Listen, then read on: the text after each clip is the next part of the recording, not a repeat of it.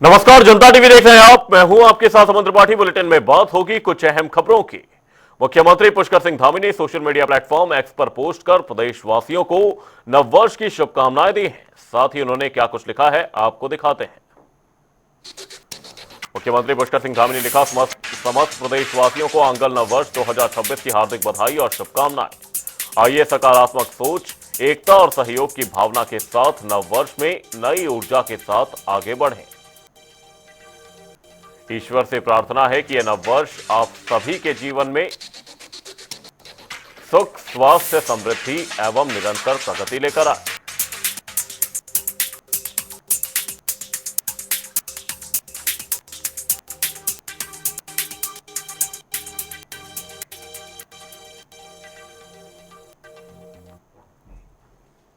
देश भर में नया साल उत्साह और उल्लास के साथ मनाया जा रहा है। भारत में रात 12 बजते ही नए साल की शुरुआत हो गई। वहीं शहरों से लेकर कस्बों तक लोग जश्न में डूबे हुए नजर आए। मंदिरों में विशेष पूजा अर्चना और पर्यटन स्थलों पर सैलानियों की भारी भीड़ उमड़ रही है। रात में ही युवाओं ने संगीत और आतिशबाजी के साथ नए वर्ष का अभिनंदन किया। सुरक्षा व्यवस्था को लेकर पुलिस और प्रशासन अलर्ट मोड पर रहा। कुल मिलाकर नए साल की शुरुआत खुशियों और उम्मीदों के साथ हुई है। वहीं दुनिया के कई देशों में नए साल का जश्न मनाया गया है।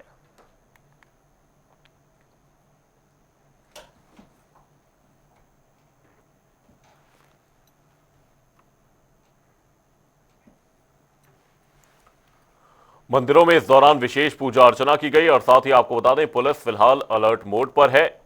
उत्तराखंड की अगर बात करें तो यहां पर पर्यटकों की आमद देखी गई है। पर्यटक नए साल का जश्न मनाने के लिए उत्तराखंड पहुंचे हुए हैं और ऐसे में लोगों ने जश्न के साथ नए साल का स्वागत किया। जमकर आतिशबाजी की गई, लोग डांस करते हुए नजर आए।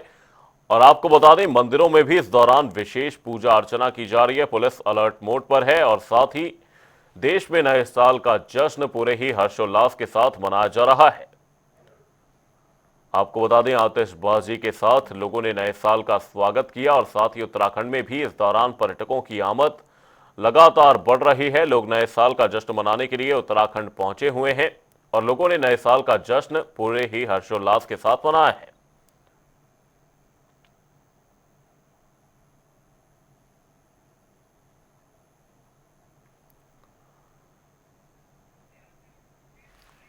और इसी खबर पर तमाम जानकारी के साथ हमारे सहयोगी हर्ष सैनी हमारे साथ जुड़े हुए हैं। हर्ष, आपसे जानने की कोशिश करेंगे, नए साल का मौका है, लोगों ने किस तरह से नए साल का स्वागत किया और साथ ही आपसे जानने की यह भी कोशिश करेंगे कि लोगों ने इस दौरान क्या कुछ रेजोल्यूशन इस साल के लिए रखा है, क्या कुछ उम्मीदें यह नया साल लेकर आया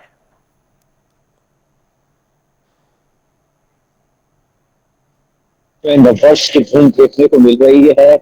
वही हरिद्वार में नववर्ष की पहली सुबह की अगर हम बात करें तो यहाँ पर हर की पौड़ी पर हजारों की संख्या में अब तक लोग स्नान कर चुके हैं। देर रात से ही स्नान करने वाले श्रद्धालुओं का हर की पौड़ी पर तांता लगा हुआ है। पुलिस ने पूरी तरीके से सुरक्षा चाक चौबंद की है।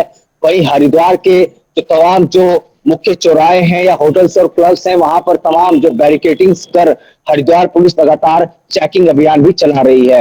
वही रेजोल्यूशन की अगर बात करें तो लोगों ने सबसे पहले आज की सुबह मंदिरों में हरिद्वार के भारी श्रद्धालुओं की जो तादाद है वो देखने को मिल रही है। रेजोल्यूशन लोगों का यही है कि आस्था के सैलाब के साथ जो भगवान शिव है या तमाम जो मंदिर है, यहाँ पर पूजा पाठ लगातार लोगों का चल रहा है। लोग अपने पहले जो दिन की शुरुआत है वो पूजा और पाठ के साथ लोग कर रहे हैं।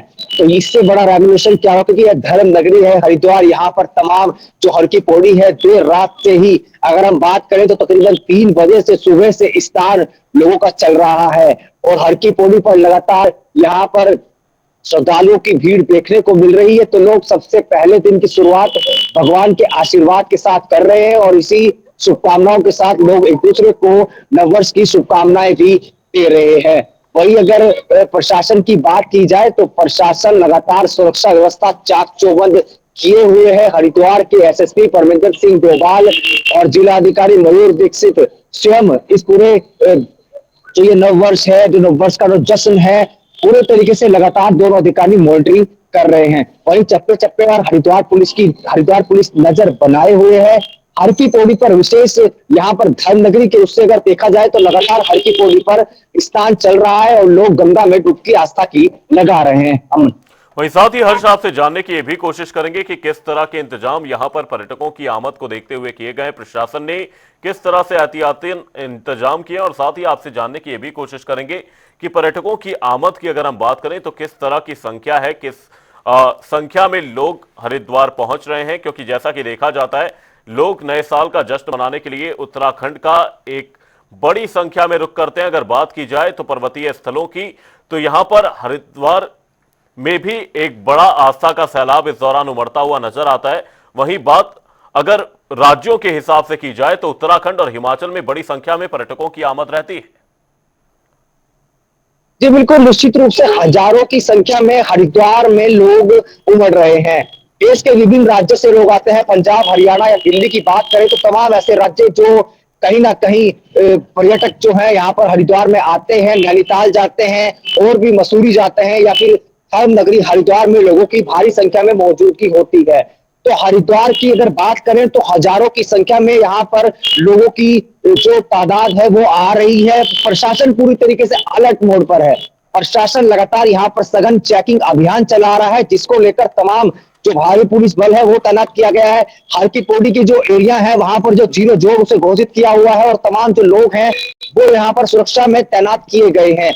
हर की पौड़ी की अगर व्यवस्था की बात की जाए तो प्रशासन वहां पर मौजूद है, जिस थोड़ी थोड़ी संख्या में लोगों को वहां पर गंगा स्नान के लिए आमंत्रित किया जा रहा है, कि ताकि जिससे किसी भी तरह की अव्यवस्था यहाँ पर पैदा ना हो। और तमाम जो लोग हैं, वही हरिद्वार पुलिस स्पष्ट रूप से जो लोग शराब पीकर आते हैं या इस तरह की गुर्दनबाजी करते हैं या कहीं ना कहीं स्टंटबाजी करते हैं, उन लोगों पर भी हरिद्वार पुलिस की पैनी नजर बनी हुई है। क्योंकि पुलिस का यही कहना है कि यहाँ पर आप सभी लोगों का धर्म नगरी में स्वागत है। हरिद्वार में गंगा स्नान करें और भगवान का आशीर्वाद लें और मां गंगा के आशीर्वाद से अपने आप को तृप्त करें। लेकिन इस प्रकार की भी कुछ गाइडलाइन हरिद्वार पुलिस के द्वारा जारी की गई है कि जिसमें किसी भी प्रकार की अगर अव्यवस्था पैदा होती है तो कहीं ना कहीं पुलिस व्यवस्था यहाँ पर चाक चौबंद है। पुलिस लोगों की मदद के लिए तत्पर खड़ी नजर आ रही है। मंदिरों में विशेष पूजा अर्चना की जा रही है, पुलिस अलर्ट मोड पर है। बहुत बहुत धन्यवाद हर्ष तमाम जानकारी के लिए। आपको बता दें देश में नए साल का जश्न पूरे ही हर्षोल्लास के साथ मनाया जा रहा है। मंदिरों में भी इस दौरान जन सैलाब देखा जा रहा है। वक्त एक छोटे से ब्रेक का, ब्रेक के उस पार जल्द लौटेंगे।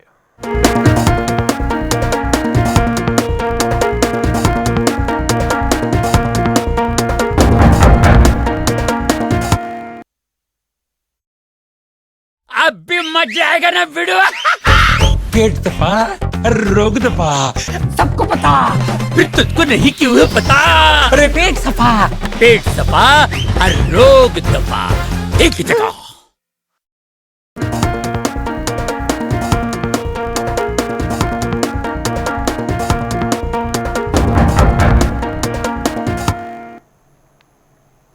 ब्रेक के बाद आपका स्वागत है। आप देख रहे हैं जनता टीवी। रुक करेंगे अगली खबर की ओर। उत्तराखंड की राजनीति में अंकिता भंडारी हत्याकांड का मुद्दा फिर से चर्चा का विषय बन गया है। सोशल मीडिया से लेकर आरोप प्रत्यारोप तक सियासी पारा हाई है। वहीं कांग्रेस और बीजेपी के बीच इसी मुद्दे को लेकर सियासी बयानबाजी लगातार जारी है। एक और जहां कांग्रेस सरकार पर आरोप साधते हुए दिखाई दे रही है, तो वहीं दूसरी ओर बीजेपी विपक्ष के आरोपों को बेबुनियाद बता रही है। इसी को लेकर हमारे संवाददाता अरुण सैनी ने बीजेपी के वरिष्ठ नेता मथुरा दत्त जोशी से खास बातचीत की। क्या कुछ रहा इस बातचीत में, वो सुनिए। प्रदेश में इस वक्त एक बार फिर अंकिता भंडारी हत्याकांड चर्चाओं में है, और जिस तरीके से जो तमाम चर्चाएं सोशल मीडिया पर बीते कई दिनों से चल रही है, उसमें प्रदेश में उबाल देखने को मिल रहा है। लगातार सीबीआई जांच की मांग अब एक बार फिर बढ़ती हुई दिखाई दे रही है। इसी के साथ ही कई अन्य विषय हैं, उन पर चर्चा करेंगे। हमारे साथ भारतीय जनता पार्टी के प्रदेश प्रवक्ता एवं वरिष्ठ नेता हैं मथुरा दत्त जोशी जी, उनसे बातचीत करेंगे। सर, जनता टीवी में आपका स्वागत है। धन्यवाद जी सर, जिस तरीके से अंकिता भंडारी हत्याकांड को लेकर अब नई चीज़ें निकलकर सामने आ रही है, सोशल मीडिया पर तमाम तरीके की चर्चाएं चल रही है। विपक्षी दलों से लेकर प्रदेश में तमाम जो है सीबीआई जांच की मांग अब उठने लगी है, क्या कुछ कहेंगे? देखिए, निश्चित रूप से अंकिता भंडारी हत्याकांड बहुत ही दुर्भाग्यपूर्ण घटनाक्रम में रहा है। और अंकिता हम सब की बेटी है, उत्तराखंड की नहीं भारत की बेटी है, और हम सब के लिए वो बड़ी शर्मिंदगी वाली बात थी। निश्चित रूप से उसमें सरकार की तरफ से जितना भी बेस्ट पॉसिबल हो सकता था वो सब करने का काम किया। माननीय मुख्यमंत्री जी स्वयं उसमें गंभीर रहे और माननीय मुख्यमंत्री जी ने उनके परिजनों से भी बातचीत की और पूरे घटनाक्रम पर स्वयं निगाह बनाए रखी। एसआईटी की 24 घंटे के अंदर एसआईटी की जांच भी कराई, अपराधियों को पकड़ा भी, अपराधियों के खिलाफ कार्रवाई भी की और पूरे घटनाक्रम में वकीलों को, जितने भी हमारे वकील थे, उनको निर्देशित भी किया कि भाई इस मुकदमे में अपराधी छूटने नहीं चाहिए, अपराधियों को बिल्कुल कड़ी से कड़ी सज़ा मिलनी चाहिए। तो माननीय न्यायालय से अपराधियों को आजीवन कारावास की सज़ा भी हुई है। सरकार गंभीर थी और आज भी सरकार गंभीर है। जो प्रकरण सामने आ रहा है, जिस तरीके की बातें हो रही हैं, उनमें भी सरकार गंभीर है। सरकार ने कल ही उसमें एक एसआईटी टीम बनाई है, जो प्रकरण उठे हैं उन सब की जांच करेगी और उसमें जो भी तथ्य पाए जाएंगे उनमें निश्चित रूप से अपराधियों के खिलाफ कार्रवाई होगी। कितने ही बड़े व्यक्ति हों, अगर उसमें किसी की संलिप्तता होगी तो इस प्रदेश के यशस्वी मुख्यमंत्री धामी जी निश्चित रूप से उनके खिलाफ कार्रवाई कराएंगे। वो बहुत गंभीर व्यक्ति हैं, उन्होंने पहले भी इसमें कार्रवाई की, अन्य मामलों में भी कार्रवाई कराई। हम इसमें कभी पीछे नहीं। अब किसी अपराधी को संरक्षण देने का सरकार का न कोई इरादा है, न सरकार किसी को संरक्षण देना चाहती है। सरकार निश्चित रूप से कार्रवाई करेगी। और जहाँ तक विपक्ष के मित्रों का सवाल है, वो लगातार इस मामले को 22 से उठा रहे हैं, उसके परिणाम भी उन्होंने देख लिए हैं और आगे भी उनको निश्चित रूप से उत्तराखंड की जनता उनको सबक सिखाएगी, क्योंकि गलत बात किसी के लिए नहीं करनी चाहिए। हाँ, किसी के पास कोई सबूत हैं, पहले भी सरकार की तरफ से भी निवेदन किया गया था, अधिकारियों की तरफ से निवेदन किया गया था, जांच अधिकारियों की तरफ से भी अपील की गई थी कि जिस किसी पर भी अंकिता भंडारी हत्याकांड से संबंधित कोई भी सबूत हो, छोटा बड़ा कैसा भी सबूत है, वो सबूत हमारे सामने लाइए, हम निश्चित रूप से उसके खिलाफ कार्रवाई करेंगे। तो सरकार का दोष कहाँ है? जो आज सरकार पर आरोप लगा रहे हैं, पहले उनको ये सोचना चाहिए, उन्होंने कभी सबूत पेश किए? जिस पार्टी, जो विपक्षी, मुख्य विपक्षी दल है हमारा, जो बड़ी बड़ी बातें कर रहा है, बड़ी बड़ी रैलियां करने की बात कर रहे हैं, बड़ी बड़ी, उनके माननीय अध्यक्ष जी बहुत बड़ी बड़ी बातें कर रहे हैं, तब कहाँ थे वो जब मुकदमा चल रहा था? क्यों नहीं उन्हें इंटरवेंशन एप्लीकेशन डाली? क्यों नहीं वो अदालत में हाजिर हुए? अगर ऐसे कोई सबूत थे तो उनको पेश करने चाहिए थे। लेकिन एक बदनाम करने की नीयत से माननीय मुख्यमंत्री जी के जो विकास कार्य चल रहे हैं, मुख्यमंत्री जी जिस तरीके से रात और दिन इस प्रदेश के विकास में रात और दिन एक कर रहे हैं, जगह जगह जा रहे हैं, आम जनता की समस्याओं को सुन रहे हैं, उनका समाधान करने का प्रयास कर रहे हैं। एक दिन में 3-3 ब्लॉक, 3-3 जनपदों का भ्रमण हो रहा है, उससे बौखलाकर सरकार की छवि को धूमिल करने के इरादे से काम हो रहा है। और जहां तक आपने सीबीआई जांच की बात कही है, वर्तमान में एसआईटी का गठन किया है माननीय मुख्यमंत्री जी ने, हम उनका धन्यवाद करेंगे और माननीय मुख्यमंत्री जी बहुत इसमें गंभीर हैं और अगर आवश्यकता पड़ेगी तो निश्चित रूप से सीबीआई जांच कराने से भी सरकार पीछे नहीं हटेगी। लेकिन जो लोग बेबुनियाद आरोप लगा रहे हैं, उनको सबूत के साथ अपना पक्ष रखना चाहिए, आना चाहिए। खाली हिट एंड रन की पॉलिसी बने चले, आरोप लगाया और भाग गए।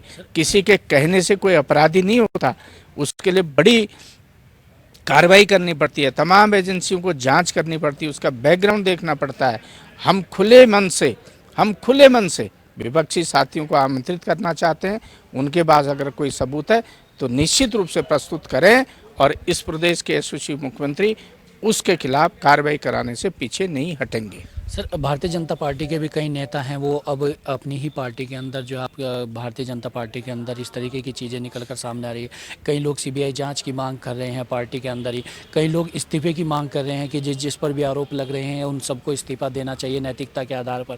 तो इस तरीके को लेकर क्या भारतीय जनता पार्टी में भी इसको लेकर गुटबाजी या खेमेबाजी अंदर ही अंदर या जो भावना है वो देखी जा रही है? देखिए, कहीं कोई गुटबाजी नहीं है, कहीं कोई खेमेबाजी नहीं है, ये लोकतंत्र है। आप देखें ना, हमारी पार्टी में एक लोकतंत्र है, खुला लोकतंत्र है, अपनी बात कहने का अधिकार है, अपनी बात लोगों ने कही है। अगर पार्टी हाईकमान उसमें विचार करेगा, पार्टी नेतृत्व किसी के इस्तीफे लेना चाहेगा तो बिल्कुल लेगा। अगर किसी ने अपराध किया होगा तो निश्चित रूप से मैंने कहा सजा मिलेगी ना, उसको बकसने का कोई मामला ही नहीं बनता है, कहीं कोई बात नहीं बनती है। और माननीय मुख्यमंत्री जी ने बार बार कहा है इस बात को कि आप पे अगर सबूत हैं तो आप लाइए। और पार्टी के अंदर भी एक मत है। मैंने कहा आवश्यकता पड़ेगी तो निश्चित रूप से सीबीआई की जांच होगी। माननीय मुख्यमंत्री जी स्वयं गंभीर हैं, स्वयं माननीय मुख्यमंत्री जी निगाह बनाए रखे हैं, पूरे मामले को देख रहे हैं और अधिकारियों को निर्देशित भी किया कि कोई भी अपराधी छूटना नहीं चाहिए। उसके खिलाफ अगर कोई सबूत मिलते हैं तो निश्चित रूप से कार्रवाई करने के लिए पुलिस स्वतंत्र है, पुलिस अपना काम कर रही है। सर, जिस तरीके से देखा जाए सरकार के भी कई कार्यक्रम चल रहे हैं, जन जन की सरकार जन जन के द्वार, उस कार्यक्रम में अब तक कितने लोगों को लाभान्वित हो चुके हैं, कितने कार्यक्रम हो चुके हैं और आगे किस तरीके से वो कार्यक्रम और भी आगे बढ़ेगा? देखिए, जन जन की सरकार जन जन के द्वार कार्यक्रम बड़ा सफलतम कार्यक्रम है। मैं माननीय मुख्यमंत्री जी का आभार व्यक्त करना चाहूँगा कि उन्होंने इस तरीके के कार्यक्रम लॉन्च किया है जो आम जनता के हित में है, जिससे जनता को सीधा फायदा हो रहा है और जनता के हित में फायदा हो रहा है। और जगह जगह पर 970 न्याय पंचायतें हमारे प्रदेश में हैं। 970 बहुउद्देशीय कैंप वहाँ पर लग रहे हैं, पूरे प्रदेश में लग रहे हैं। न्याय पंचायत स्तर पर काम हो रहा है। जब बड़ी जो न्याय पंचायत है वहाँ पर 2-2 कैंप लगाने की बातें हो रही हैं। पौड़ी जैसे जनपद में वहाँ जहाँ 15 ब्लॉक हैं वहाँ पर भी अन्य, अगर ये जो 45 दिन का कार्यक्रम है इसके बाहर भी इस कार्यक्रम को आयोजित करेंगे।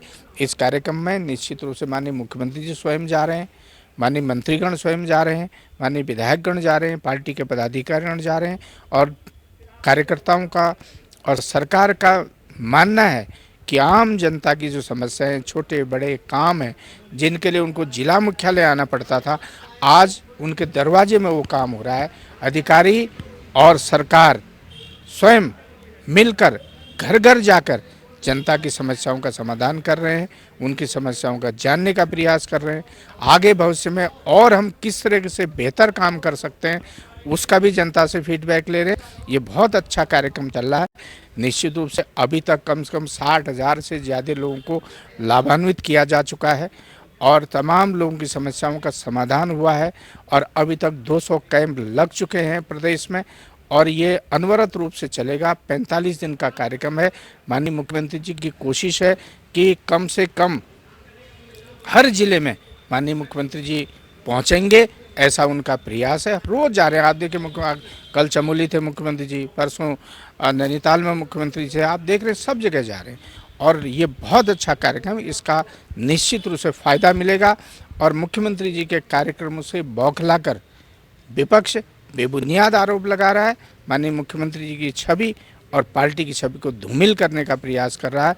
2022 में इस प्रदेश की महान जनता, देवतुल्य जनता विपक्षी दलों को सबक सिखाने का काम करेगी।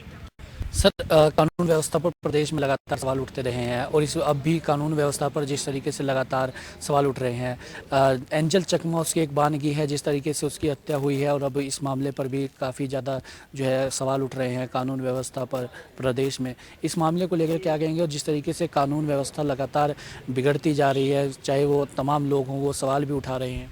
देखिए, लोकतंत्र है, सवाल उठाने का अधिकार सबको है, लेकिन आपने देखा कि कोई भी घटना ऐसी रही कि जिसमें त्वरित रूप से कार्रवाई न हुई हो। एंजल चकमा के साथ जो हुआ वो निश्चित रूप से दुर्भाग्यपूर्ण है। ये हमारे प्रदेश की प्रवृत्ति नहीं रही है और जिस तरीके से विपक्षी दल उसको एक राजनीतिक मोड़ देना चाहते हैं वो बहुत बड़ा दुर्भाग्यपूर्ण है, वो दुर्भाग्य है। देखिए, नस्लवाद की बात न यहाँ थी कभी, न यहाँ रहेगी।